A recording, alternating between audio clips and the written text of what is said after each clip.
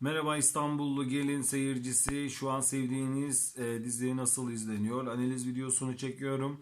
İstanbullu gelin seyircisi bu şekilde sevdikleri dizinin analizlerini sayfama abone olarak takip edebilirler diyerek hemen İstanbullu gelin yeni bölümünde nasıl izlendiği hakkında analizine başlayalım. Arkadaşlar şöyle söyleyeyim. İstanbullu gelin bu sezon gerçekten coşuyor.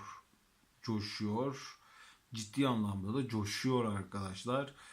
Çünkü çektiği seyirciyi tutuyor ve artı yeni seyirci de çekiyor arkadaşlar. Zap yeme oranı da düşük.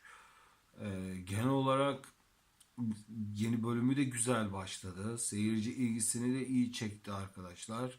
Şu an dizi daha devam ediyor. Bakalım dizi bitmeye kadar nasıl izlenmesi devam edecek.